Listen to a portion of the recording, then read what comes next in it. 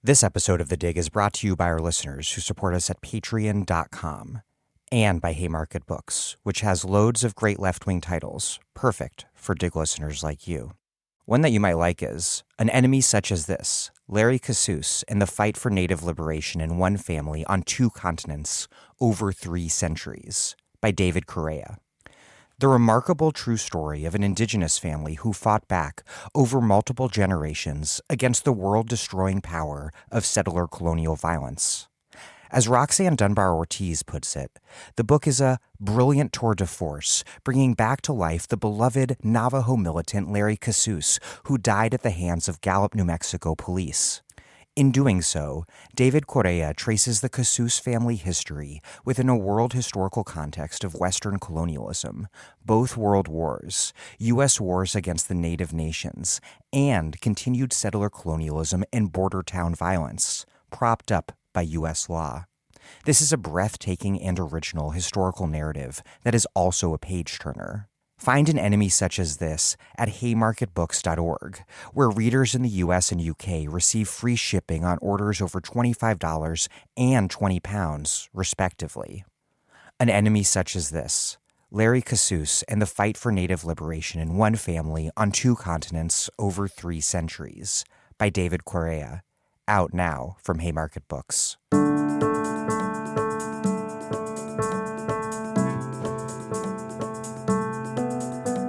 This week's episode is my September 2018 interview with Nancy Fraser on why a total analysis of capitalism requires taking Marxism beyond a narrowly economistic view. Throughout its history, capitalism has been defined not just by labor exploitation, but also by the disavowal of that exploitation's own basic conditions of possibility. The work required in politics, care work, police repression, colonialism, imperialism, natural resource extraction, plunder, sexism, racism, and more, all for the daily business of labor exploitation and surplus value appropriation to take place.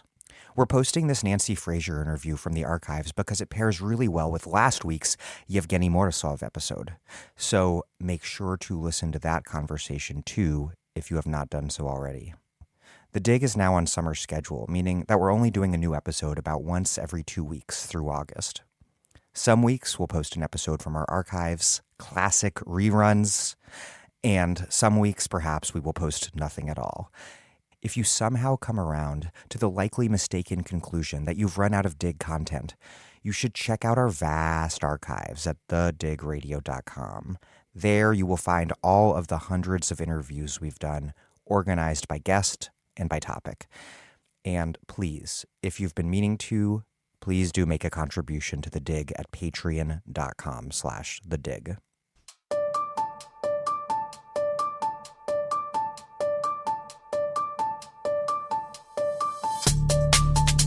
Welcome to The Dig, a podcast from Jacobin Magazine. My name is Daniel Denver, and I'm broadcasting from Providence, Rhode Island. This, dear listeners, is a serious theory show.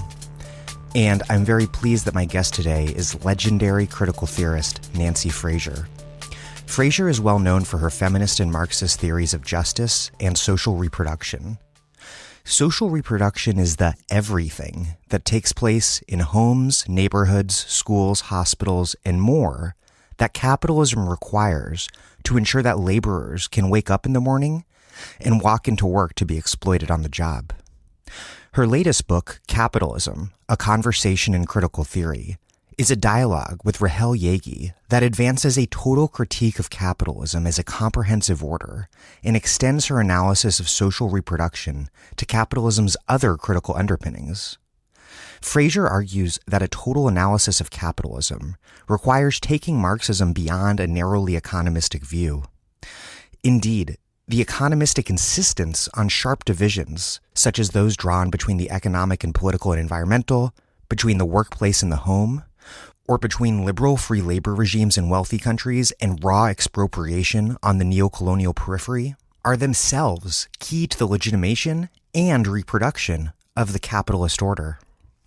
Throughout its history, capitalism has been defined not just by labor exploitation, but also by the disavowal of its own basic conditions of possibility, The things that the daily business of labor exploitation and surplus value appropriation require from politics, care work, war making, mining, patriarchy, racism, and more. The fact that these other forms of domination are simultaneously critical to capitalism, but also externalized as incidental under capitalism, leads capitalism to threaten its own viability. And that means that those seemingly non-economic spheres become points of contradiction and, potentially, crisis. In other words, the very drive to accumulate capital identified by Marx constantly threatens these obscured but absolutely necessary inputs, whether they be oil or childbearing, by failing to pay their full cost, or even by denying that the debts should be billed to capitalists in the first place. We see the results today with two-earner households struggling to tend to their children, a long, multifaceted war that has discredited the post-war geopolitical order, a legitimacy crisis for a system of mass incarceration that functions to discipline and control the surplus from the domestic labor market's racialized lowest rungs, expensive real estate threatened by rising seas, and immigration flows produced by a system that simultaneously requires third world workers to remain poor in the periphery while also requiring them to perform low-wage labor in the core. The class struggle, if we look carefully, is everywhere. And so our ambition can't be a simple return to the New Deal era's family wage secured by a well-compensated working man, because that in turn relied upon a subservient housewife at home, unsustainable natural resource exploitation, and rampantly extractive imperialism across the third world. Racism, sexism, and an imperialist global geopolity are not incidental to capitalism, but are rather tethered systematically to its very center. Capitalists will find provisional solutions for mounting objective crises that are increasingly becoming subjective ones as well, as people struggle tilting toward both the anti-system left and right to make sense of a system that no longer does. The Clintonian center will attempt to revivify its corpse, having no other options at its disposal save for a politics that once worked but no longer do. Business will promote techno-fever dreams of human liberation from labor and nature as a cover for the most brutal forms of domination and expropriation. The robots might be coming for your jobs, but right now they are here, and they are making your jobs a nightmare. Capitalism can't liberate itself from its own conditions of possibility, but it can work out new, immiserating, and destructive fixes. It's up to socialists to provide an alternative. Okay, here's Nancy Fraser, a professor of philosophy and politics at the New School for Social Research, and, most recently, the author of Capitalism, A Conversation in Critical Theory, co-authored with Rahel Yagi.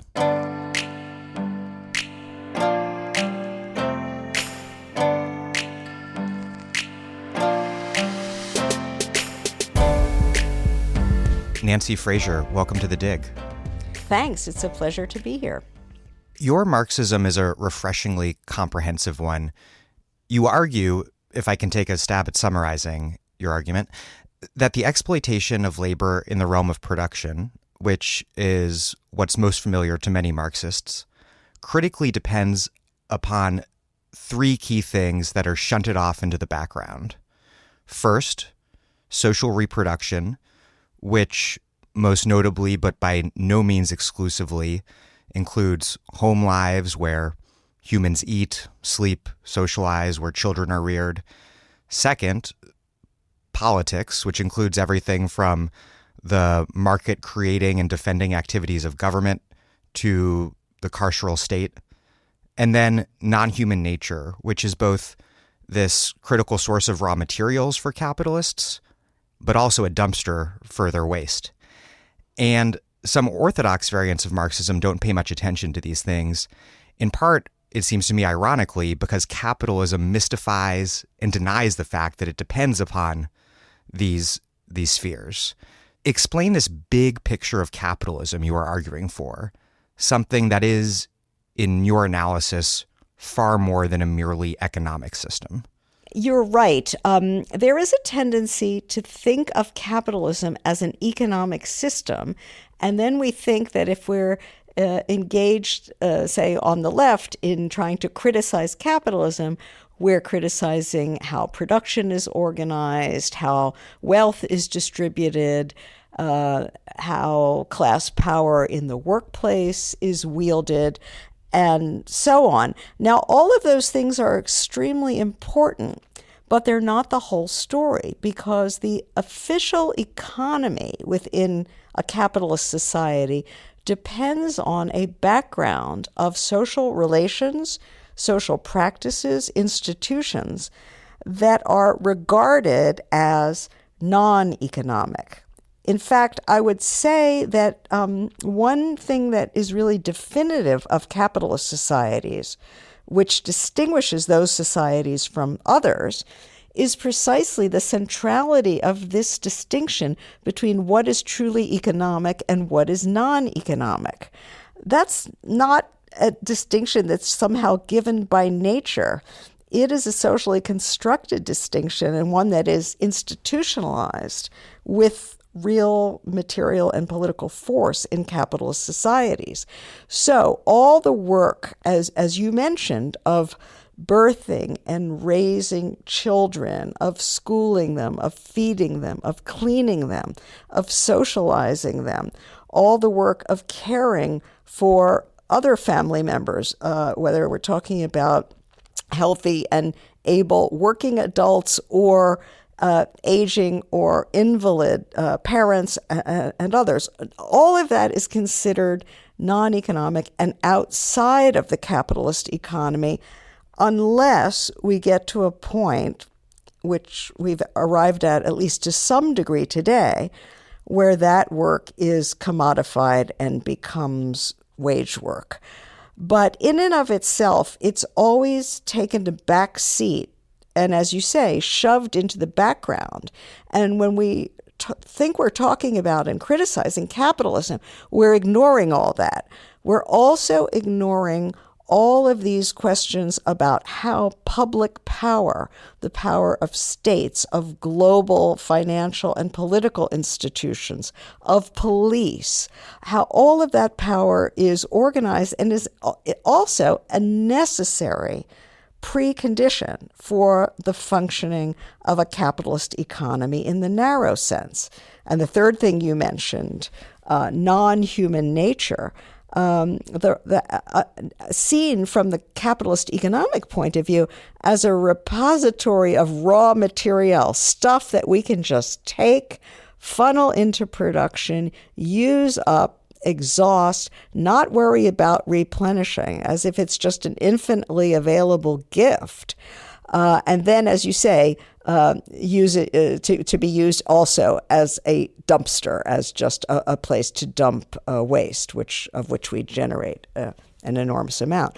So if you take what I call an expanded view of what capitalism is, you come to the point where you say, we can't understand how even the narrow economy functions if we don't look at the ways in which it relies on and depends upon inputs from the system of care or social reproduction, from the system of nature, from the various political systems. The economy doesn't work without those things. And my proposal is that instead of interpreting capitalism as an economic system, we should see it as the name for something much bigger. I call it an institutionalized social order. And just, I think, you could get a sense of what I mean by that if you just contrast it to feudalism. Capitalism is something as big and on a par with feudalism. And in both cases, the question is, how are things that we might think of as economic functions organized in relation to other functions equally necessary to society and to the economic that are split off, hived off, called something else, located in different institutions, assigned to different people, compensated differently, if at all, and in a way that is shot through and through with asymmetrical power relations, with relations of domination. I mean, just to finish this maybe an overly long answer, I would say that the one advantage of taking this expanded view of capitalism is that you get to see how entrenched relations of domination other than the ones that Marxists have traditionally focused on, namely class, understood in a, let's say, an economistic way, are also inseparable from and structurally grounded in capitalist societies. And that includes relations of gender dominance and subordination. That obviously has everything to do with the division between economic production on the one side and social reproduction on the other. We could say a little bit more about how race and imperial domination fit into this picture, but that too is equally structural, and obviously ecological depredation and destruction is built into this picture. So we've got a broader array of axes of domination, and if I could go on and say also a broader array of flashpoints of trouble and nodes of crisis. There's much more going on in capitalist society than the traditional economistic picture suggests. There's a lot there, obviously, and a lot in your book. And I want to start with social reproduction, which has been the focus of the work for a lot of your career. And I want you to explain a little bit more about what that is and how it differs from forms of patriarchy that have existed outside of capitalism.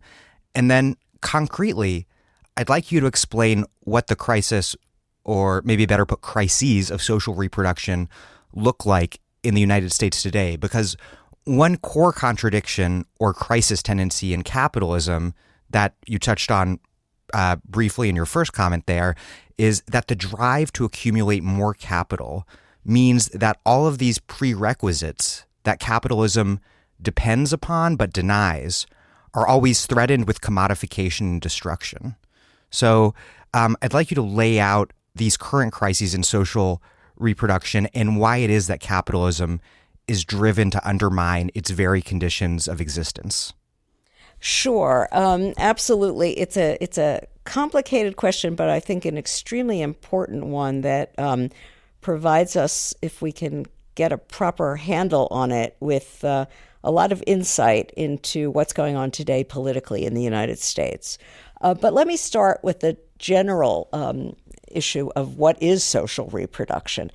At one level, social reproduction just means all of the activities and energies and social relations that go into producing, socializing, reproducing human beings, and the social bonds, the everything that sort of connects people to one another in social life.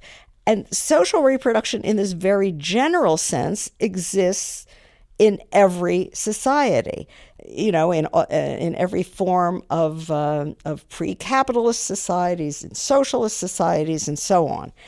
Now, what is specific, though, is how social reproduction is organized in capitalist societies.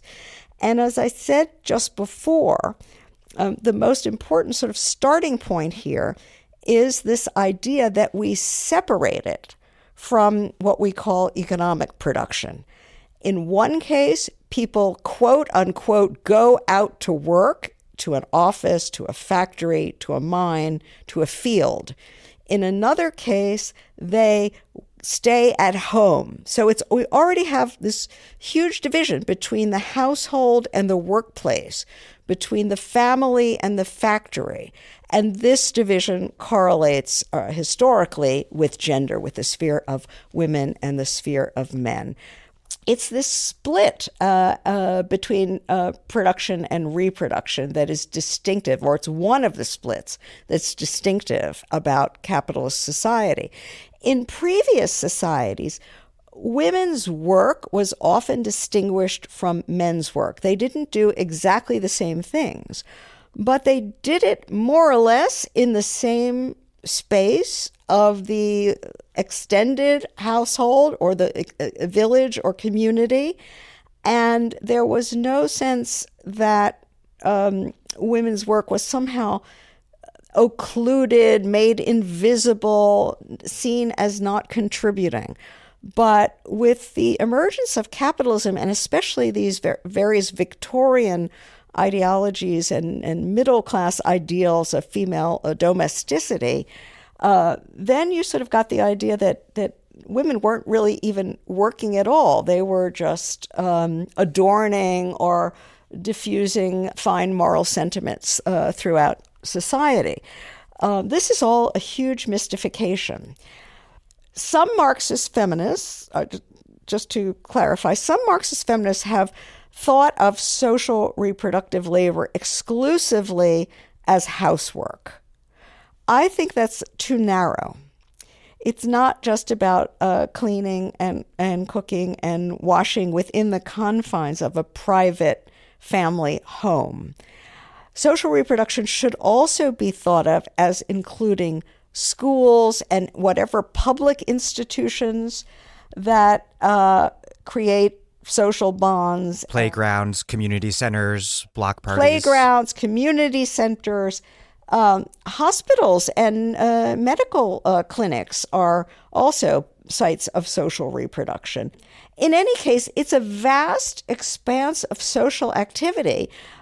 But for the most part, and this is another distinctive feature of capitalism, unless it's brought inside the economy and treated as a way to make a profit, it's not counted as having any value.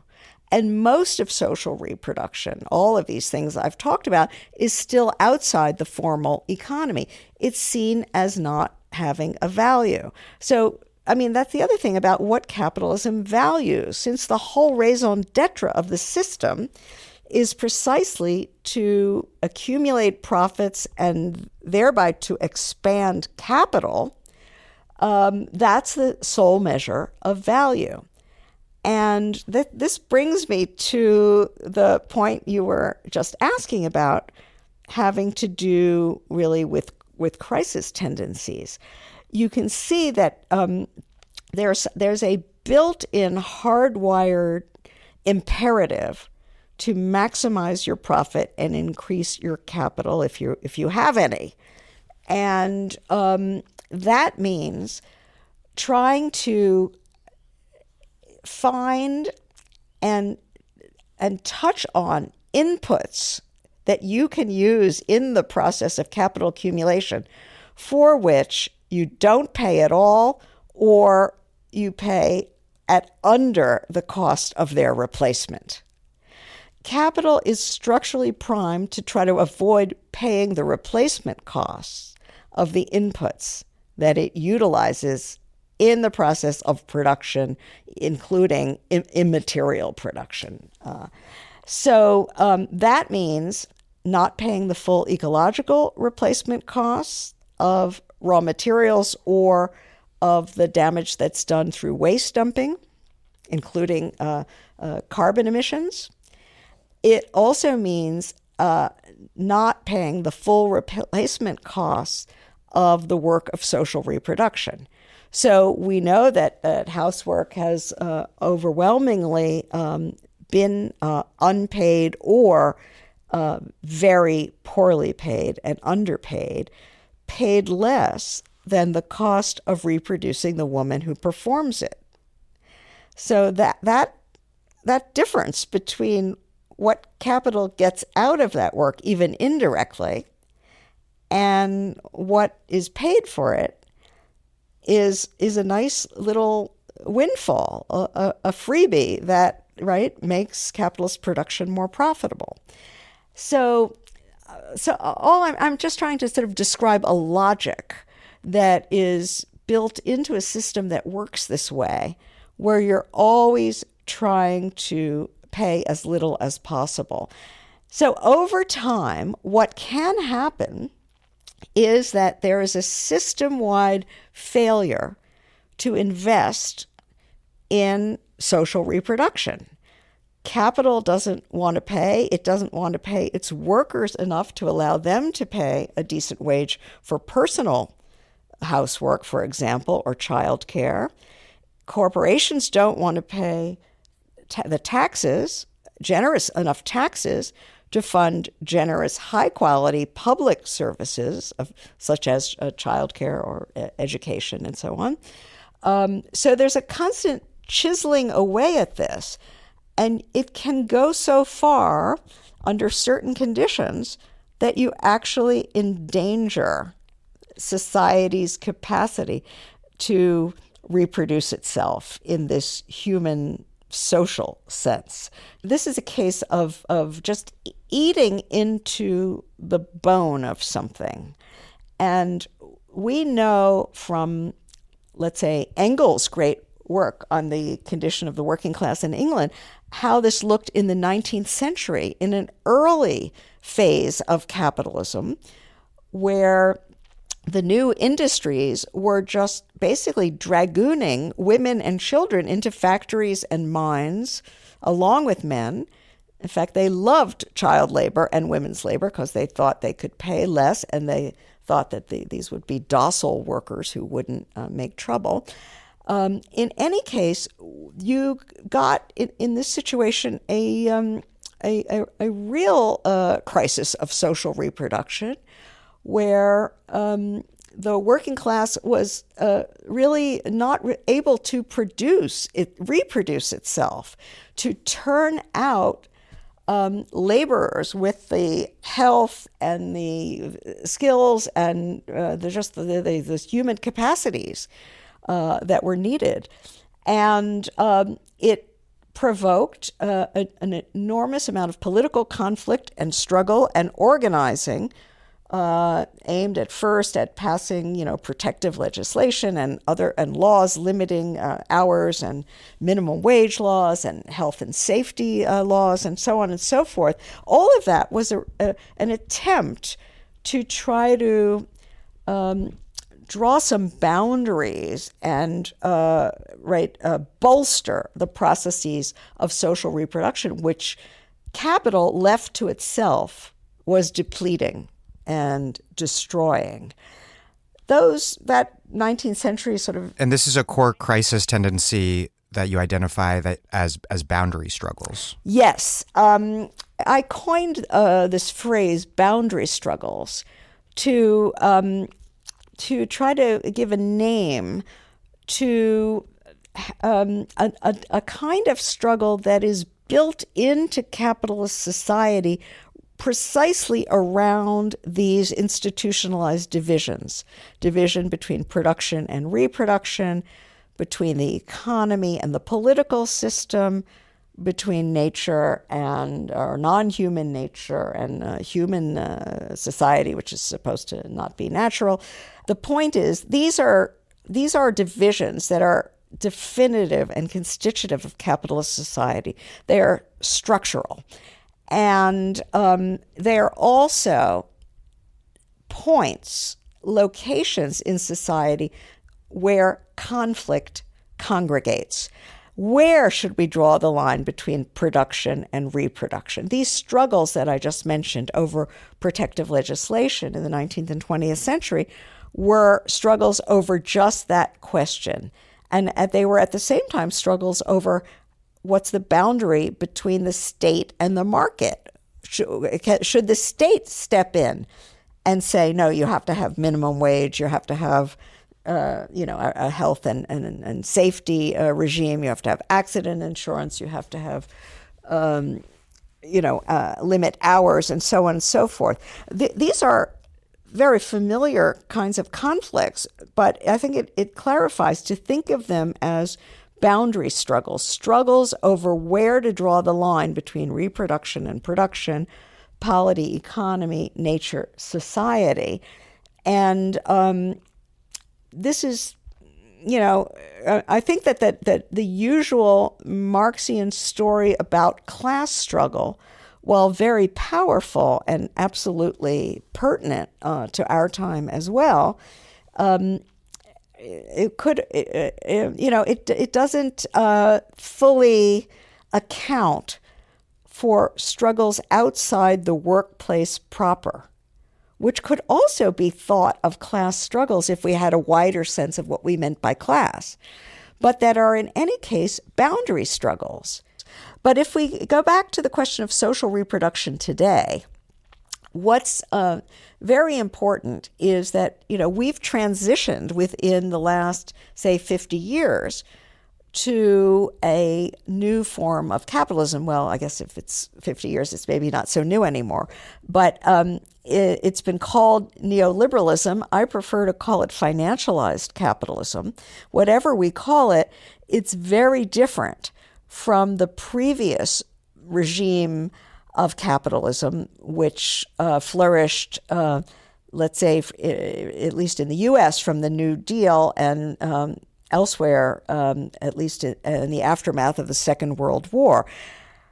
I call that state-managed capitalism. You could call it social democratic capitalism. Some people used to call it monopoly capitalism, many names. But the key idea of that, let's say, New Deal or state-managed capitalism was that the state weighed in support of social reproduction. It said, okay, we're not going to let the pursuit of profit run entirely roughshod over people's ability to have a life and even to generate new workers that capital wants down the line. We're going to throw some ballast on the scale, some weight on the scale. We're going to tax capital. We're going to pay for schooling, and we're going to insist that wage levels be at a certain level to allow for a home life and so on. I want to be clear that I am the last person to say that this New Deal or state-managed regime was a golden age of any kind. It was premised on a lot of built-in domination. It was premised on women's subordination through the idea of the family wage, the idea that a working man should be paid a salary sufficient to support his non-employed wife and children, so that a family should need only one salary, one worker. That's at one level seems like a luxury to us today. But at another level, it was premised on a kind of male-dominated household model in which women were dependent on men. It was also premised on, now we do get to the more traditional sense of imperialism, on the ability of the wealthy states of the capitalist core to siphon value from what was then called the Third World, what we today call the Global South.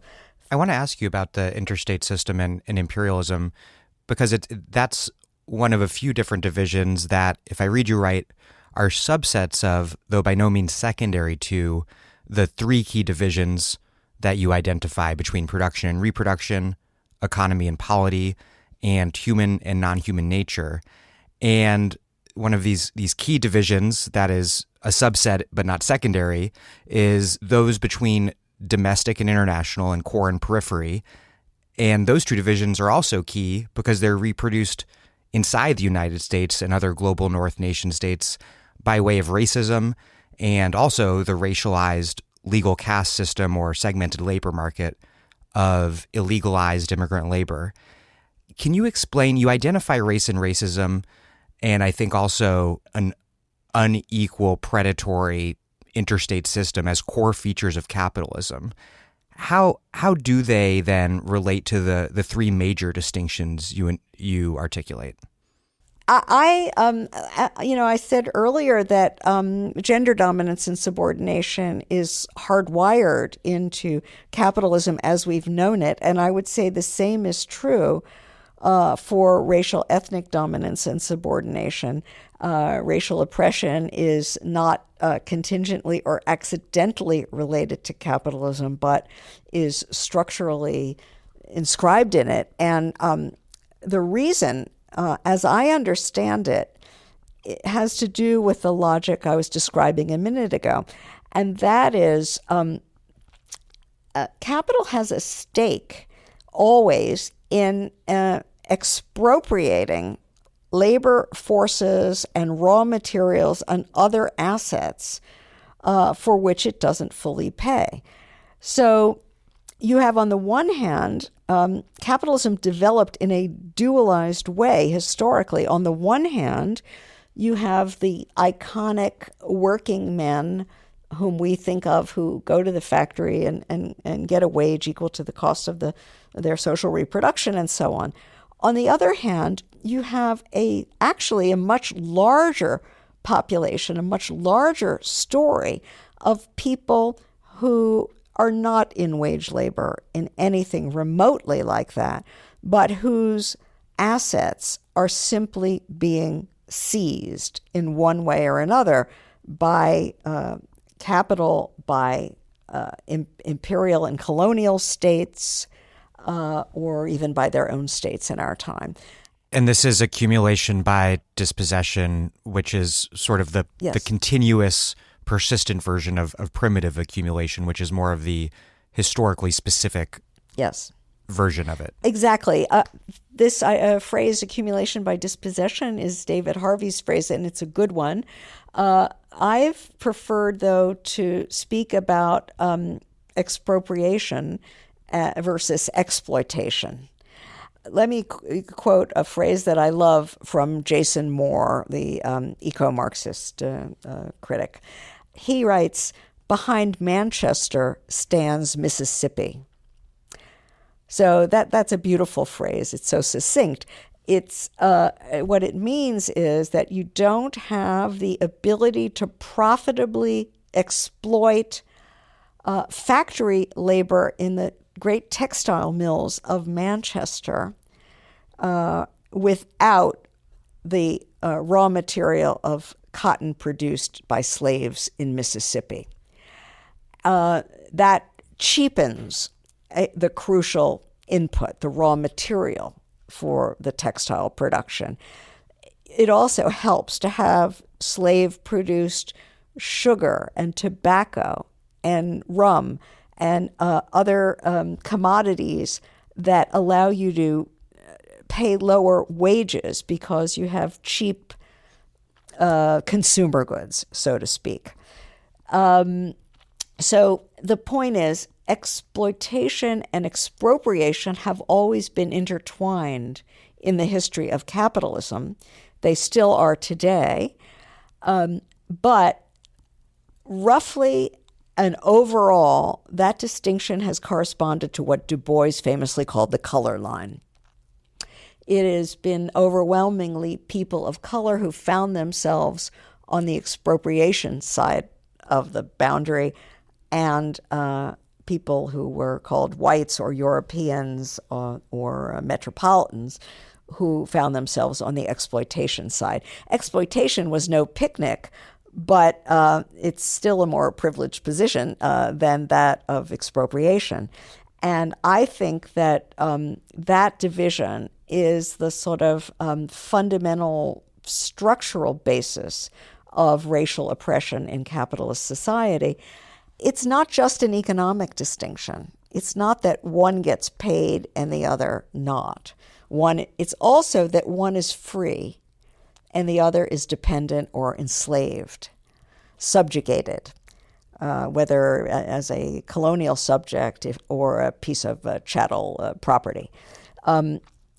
To be, Marx insists that wage labor, the workers are free to sign a labor contract. They have a certain level of rights, even if they don't have the material means to exercise these in a fully free way. The expropriated subjects, and this is the very meaning of expropriation, they don't have rights. They don't have protections. They their persons, property, lands, animals, children can simply be seized, and there's nobody, no power they can call upon to protect them, to draw the line. So to be expropriable means to be inherently subject to violation. And that's another important meaning of racialization. Your analysis on this reminded me of an insight from Barbara Fields, which is how racism is a result of the contradictions between, I guess, what you would describe as the political and economic spheres of liberal capitalism. You have liberal democracy proclaiming liberty and some sort of equality for all, but you have this economy that's obviously brutally unequal, most extremely so with the expropriated labor of African slaves. And then, so racism is a sort of provisional solution to this contradiction. There is a contradiction, I would say, in that unlike feudalism and other forms of ancient slave societies, say, capitalism really depends on the idea that the official working class, those who are recognized as workers, are free individuals. They, in time, acquire citizenship rights. They get the vote. I mean, they have to struggle for it, but they get the vote, and they get civil rights and other rights. On the other hand, capitalism doesn't work without this substratum, without this background, this hidden abode. That it's the sort of analog, in a way, of the housewife. In a sense, you could say her labor is, if not expropriated, at least appropriated by capital. And on the other hand, you have these vast swaths of humanity throughout the world, as you say, overseas, in colonies and post-colonies, but also the so-called colony within the core, the periphery within the core. You know, there used to be a whole theory about the black colony within the U.S. In African American liberation thought. So that negates. I mean, I would say that the freedom of the worker, which is, of course, the freedom to be exploited, let's not overstate it, but the freedom of the worker depends upon the subjection of the quote unquote non-worker, the racialized other. Whatever benefits the exploited have are somehow off the backs of the expropriated, and of course the real benefits don't go to the exploited at all, but to capital. So I think that race is central, and whenever capitalism takes a form in which I would say it always requires both expropriation and exploitation, but whenever it takes the form of assigning those two, let's say, functions, if you like, to two different populations, the result is racialization. A particularly interesting history you sketch out is that you touched on a few minutes ago is how different forms of expropriation by way of things like colonial plunder and slavery also relate to specific forms of environmental dispossession. You describe it, I think, as a relationship between free labor and expropriation on the one hand and fossil fuel energy versus human energy on the other. And I think this kind of like brings together two important aspects of your theory. Can you explain that dynamic and how that plays out, not just between nation states, but within them as well? And that actually might get to your expropriation point that you were just touching on. That's a very important question. I mean, the idea, if we just start by thinking for a moment about energy and how capitalist production, all production, relies on energy, then I'm influenced by a really interesting essay that I read by forgetting his initials, but his name is McNeil, who distinguished between somatic and extrasomatic energy regimes. A somatic regime depends upon human and animal bodies to convert, let's say, solar energy, chemical energy into mechanical energy, and then to use that to labor. So it's human muscle and oxen and horses and all of that. And for millennia, including in the early stages of capitalism, that's what powered production. Then you get this very important moment with the introduction, what's really the invention of, by Watt, of the steam engine, and the idea that you can actually convert chemical to mechanical energy outside of living bodies. You can do it in a machine, in an engine. And this is a total game changer because it means that you can, well, the appearance is that you liberate yourself from the need for living bodies and from the need for more and more land to feed the living bodies, right? You can liberate yourself from the need for biomass. Whereas before, if you wanted to scale up production, you had to conquer more bodies, you had to conquer more lands to feed them. Now, apparently, all you need to do is get a little bit of coal and a smaller number of workers, put them inside a factory and crank up the steam engine. Well, what is clear to me is that that's only the sort of front story, the tip of the iceberg. You could say that the harshest and most obvious fallout from a couple of centuries of really rampant carbon emissions, falls most obviously and harshly on peoples in the global South. And one should add communities of color within the global North who are subject to environmental racism, toxic dumping, and so on and so forth.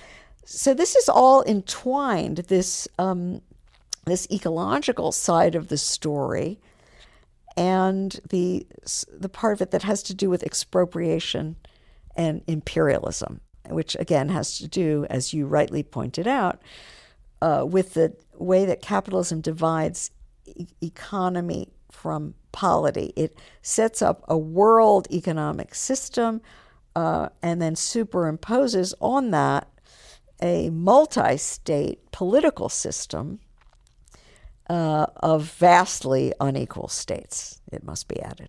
The front story of the future, I think, is Elon Musk, it's self-driving cars, it's high-frequency trading, it's seamless and near total automation, it's technological fixes to the ecological crisis. What do you make of that front story, and what's the backstory that it's dependent on but disavowing? Yeah, I mean, that's the sort of hyper fantasy of, freedom from materiality. This is the idea that we somehow catapult ourselves out of embodiment, out of our planetary material existence, and somehow give birth to ourselves as pure mind or symbolic beings or whatever, and get everything that we need or want in that way. But these fantasies of liberation from nature and from labor have always meant one thing. They have always meant offloading the burdens onto other bodies and other natures, far away from which we try to, let's say, cordon ourselves off in our gated worlds and so on. It makes no sense. It's only possible, like Manchester, because there's Mississippi somewhere else. And that means other people whose conditions of life are being devastated. This is Sarah Jaffe, and you are listening to The Dig with Daniel Denver, my favorite podcast for thoughtful discussions on the U.S. left and beyond, and you can support it on patreon.com.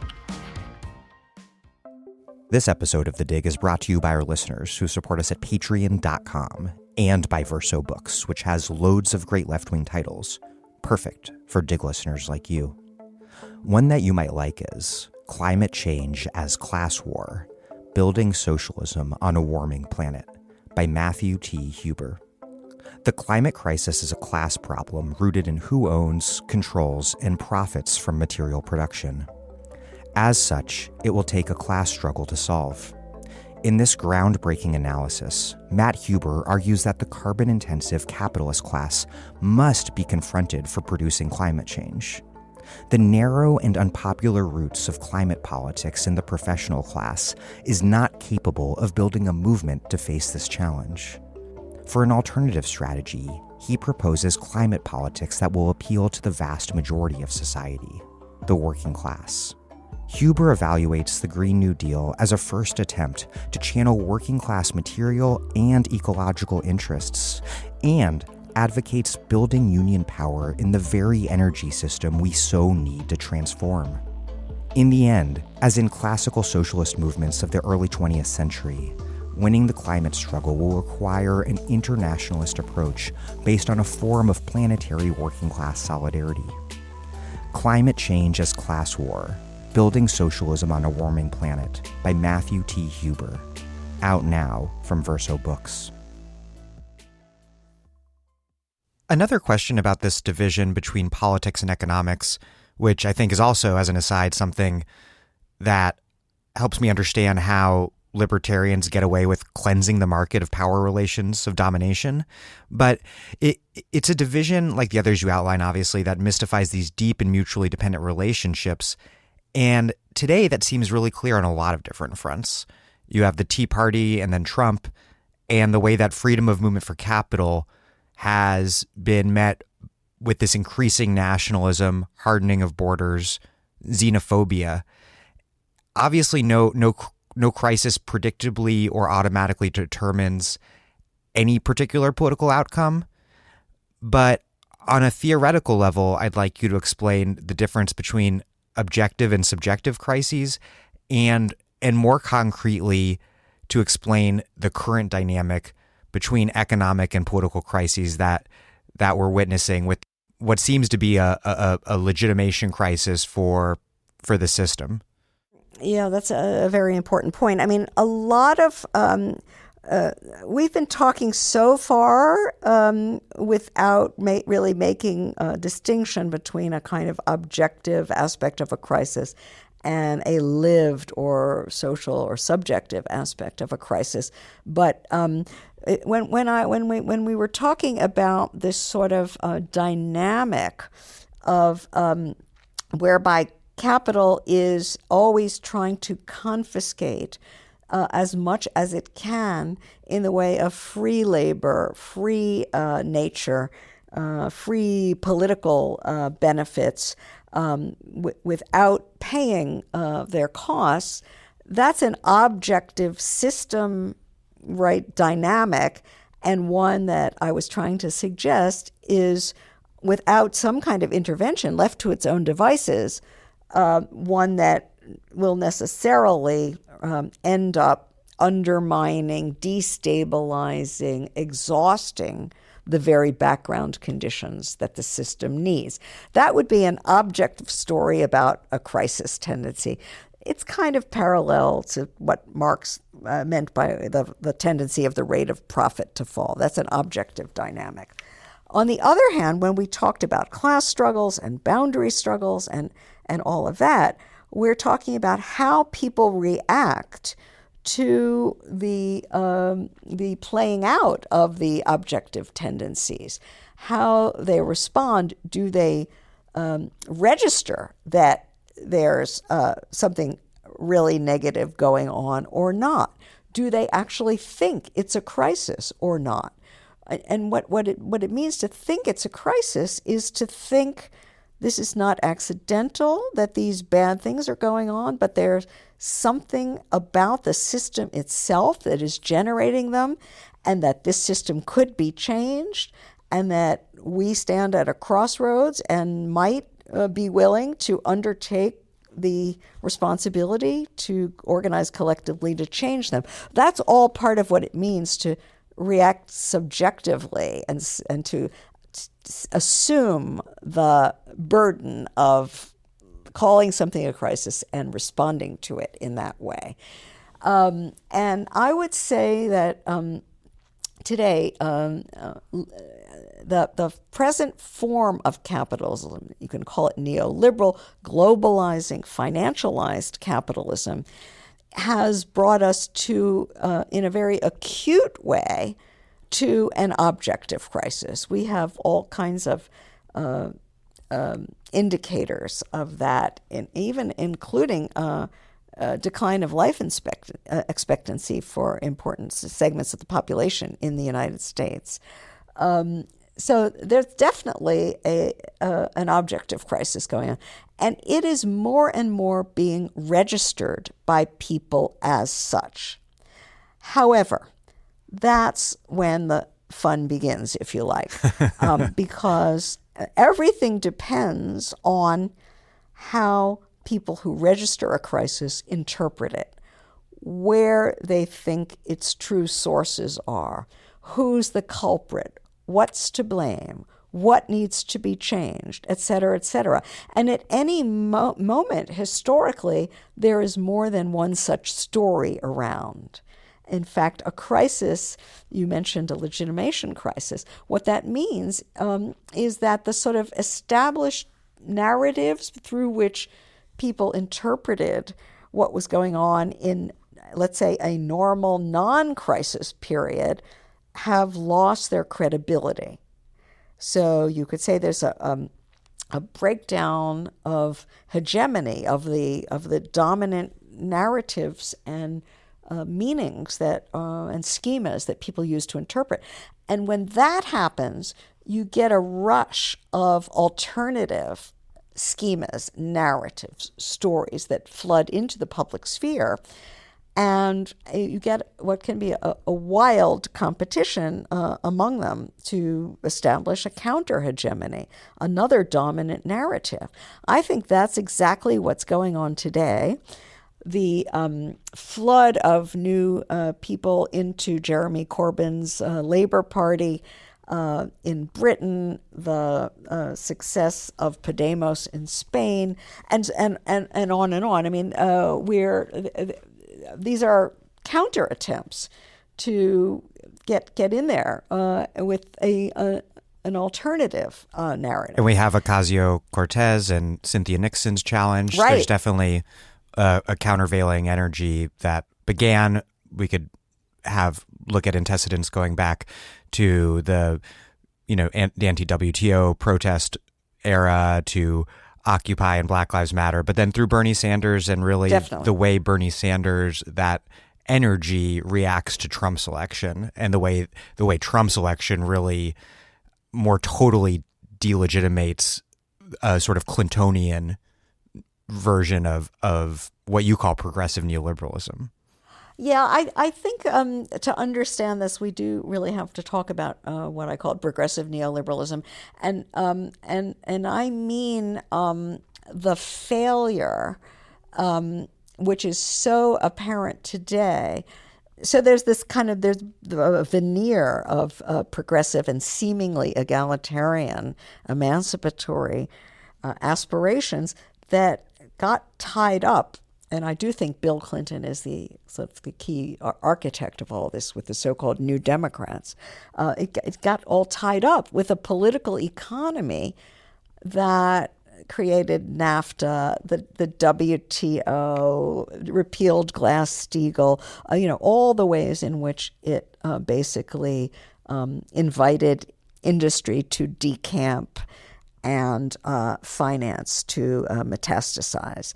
So obviously that political economy, which we've had, 30-some years of, has really clobbered the U.S. working class. And when I say working class, I mean that in the broadest sense. I don't just mean construction workers, factory workers, miners, and drillers. I mean the whole working class, which includes obviously people of color and women and immigrants. so the working and many parts of what people who would call themselves middle class have been clobbered by this political economy. An important segment of them, this was Trump's genius, but he didn't invent it. An important segment of them associate that political economy with feminism, multiculturalism, coddling blacks and immigrants. And it's not crazy, because those social movements, or again, as I say, the mainstream conventional segments, were allied with those governments and with those corporate forces. Your argument on this point near the end of the book is really interesting. You write that this prior hegemonic political order was this divide between progressive and reactionary neoliberalism. That dynamic, as we've discussed, exploded in part due to these left and right populist challenges from Sanders and Trump. But since taking office, obviously, Trump has in so many ways doubled down on neoliberalism. His biggest legislative accomplishment to date is just the most standard Reaganite Republican tax cut imaginable. And your argument is that as a result of that, maybe he has doubled down on his reactionary social politics and xenophobia.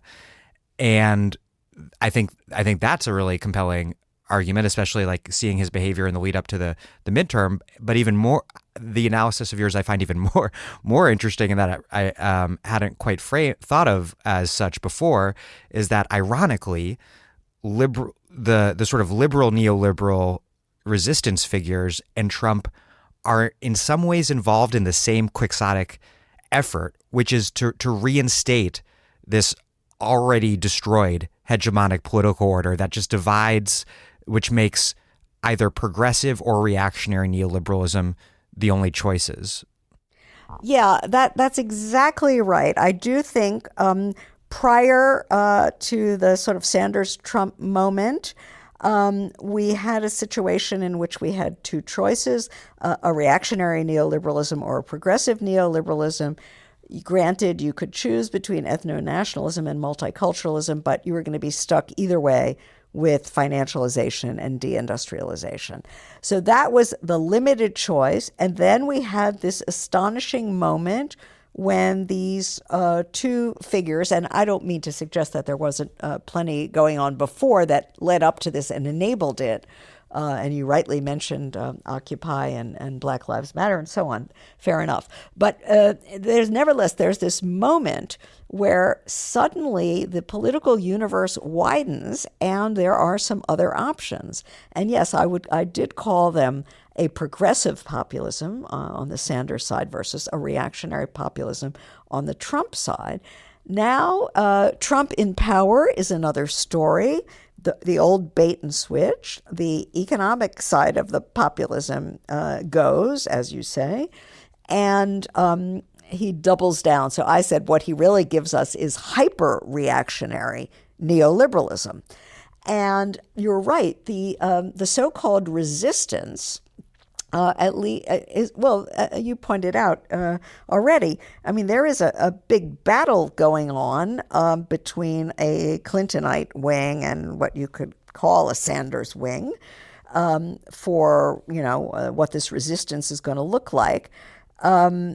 And I would say that the Clintonite wing, its aim, I think, is to restore the status quo ante, meaning to reinstate progressive neoliberalism. That, to me, is such a devastatingly bad idea. I mean, all that does is recreate the conditions that created Trump and prepares the way for future Trumps, even more horrible Trumps. And believe me, there can be more horrible Trumps than this one. It's a devastatingly bad idea, but it's also a very predictable one, because in a legitimation crisis, it's no surprise that the actors in the discredited order have no tools but the ones that used to work to resort to. There's a tendency in situations like this for people to feel they need to close ranks and, fight the fascist menace? Well, we should, first of all, talk about whether fascism is even the right word. I doubt that it is. But in any case, we're not at a point where closing ranks is the only sane thing to do. I mean, there are moments do come up in history where you have to do that. This is not one, or at least not yet.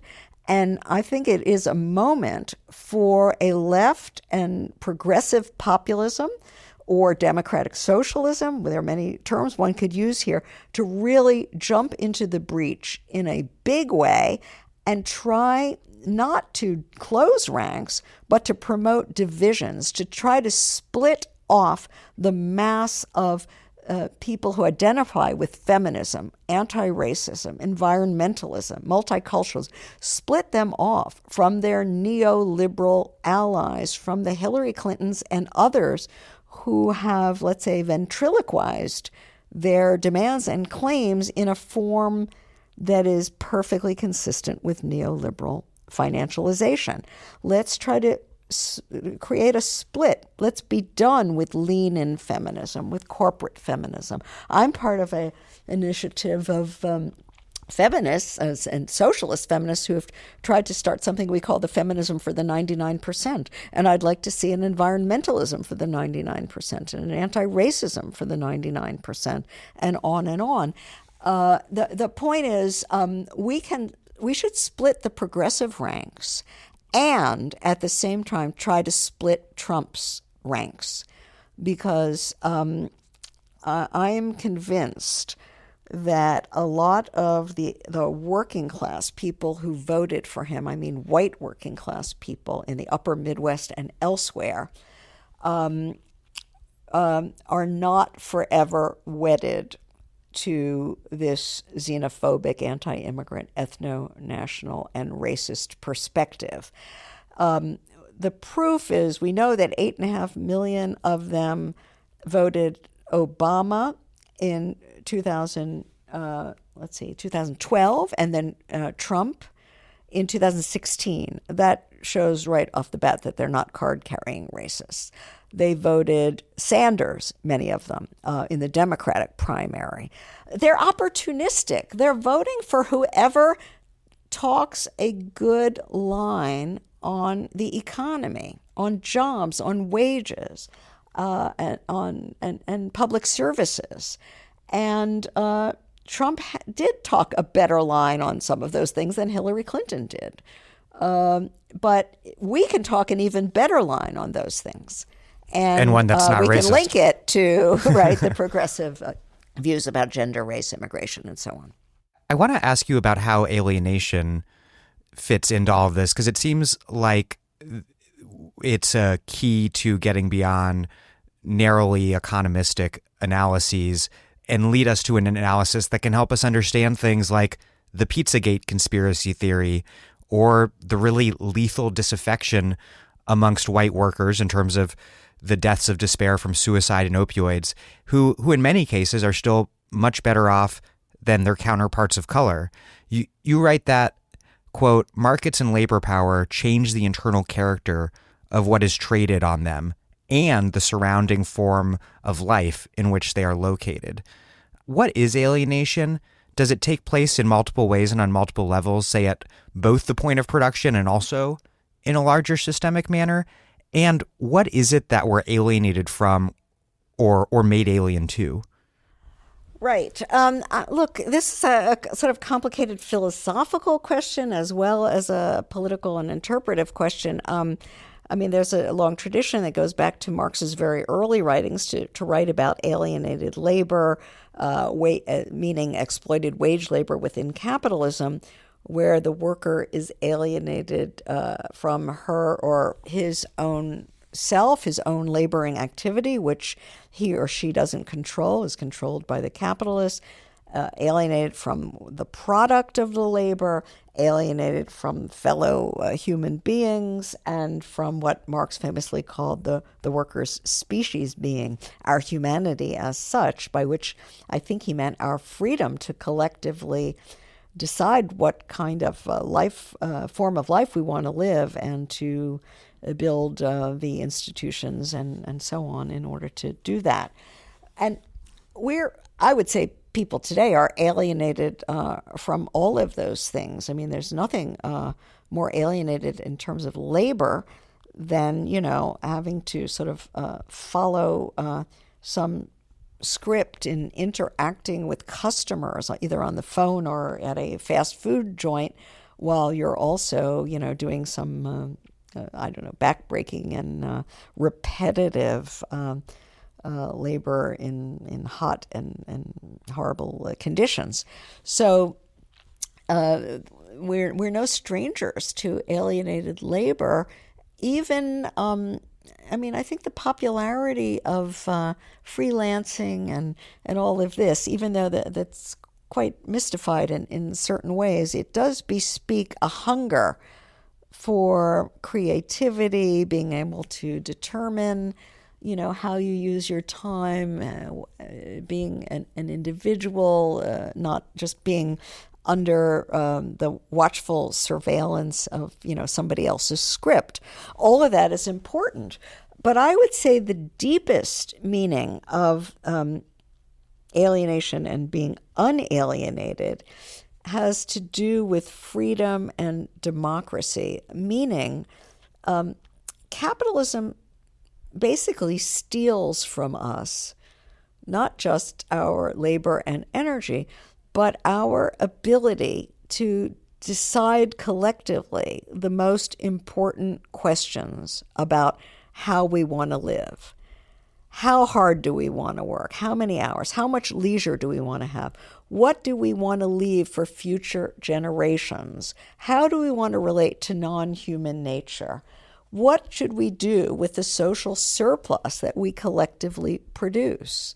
These are the fundamental questions about the shape of our lives, and they are decided now essentially by a small handful of people who appropriate the surplus we produce and basically use market mechanisms to invest it for the sake of maximal expansion, on and on and on and on. In other words, we live in a society where Elon Musk gets to decide that he's firing a car into space for fun, and that's how our social wealth is being used.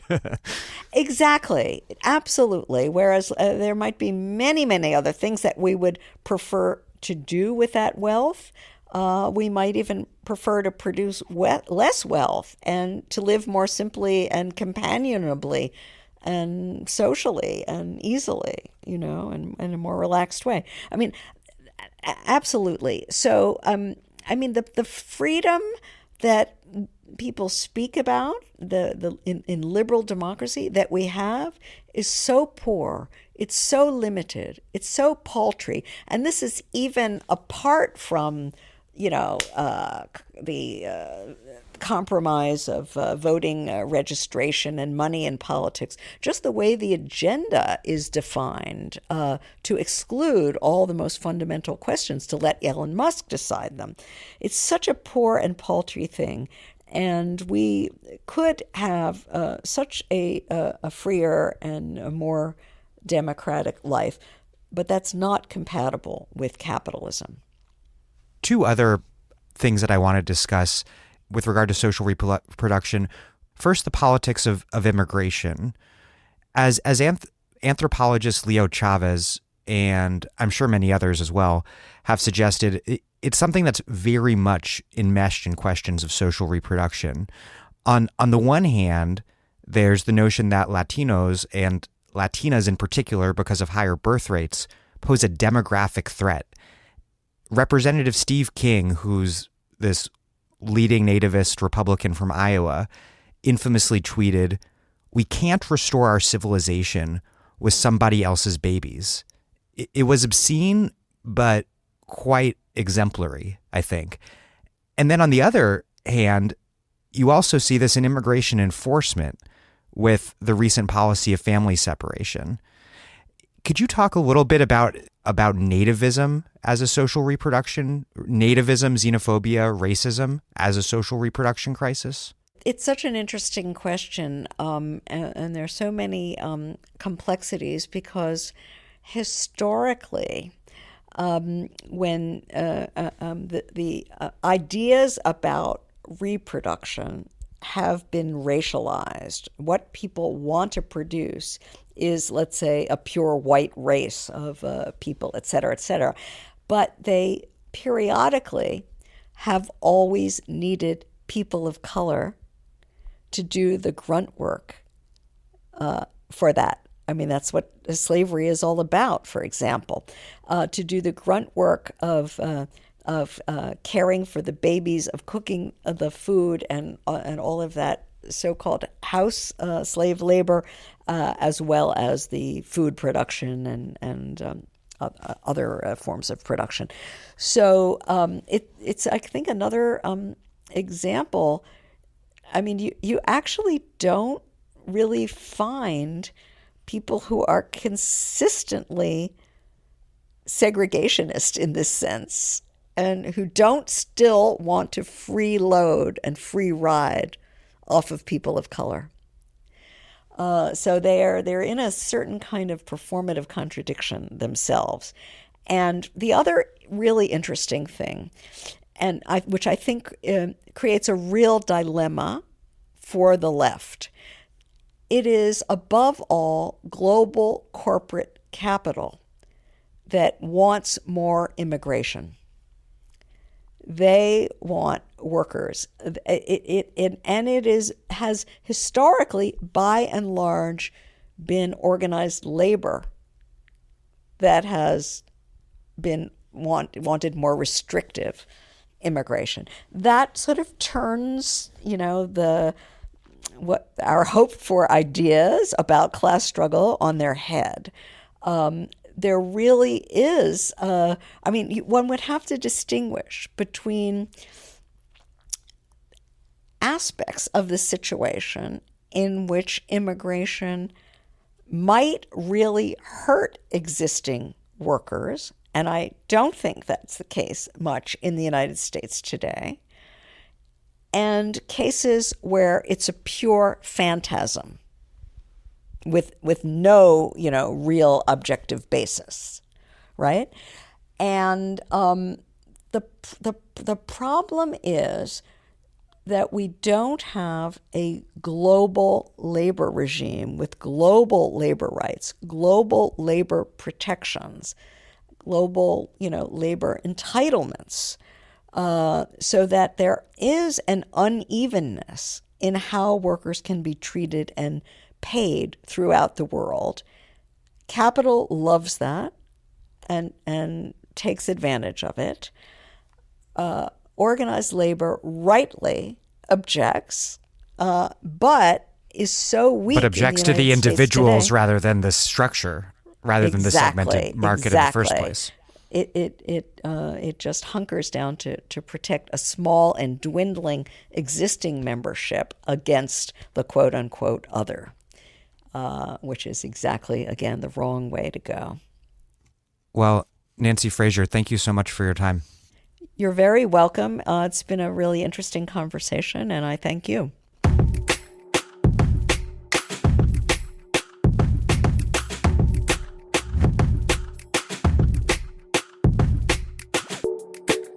Nancy Fraser is a professor of philosophy and politics at the New School for Social Research, and, most recently, the author of Capitalism, A Conversation in Critical Theory, co-authored with Rahel Yagi. Thank you for listening to The Dig from Jacobin Magazine. As Marx once said, after noting that every social process of production is, at the same time, a process of reproduction. While other podcasts have only interpreted the world in various ways, our point is to change it. We are posting new episodes every week.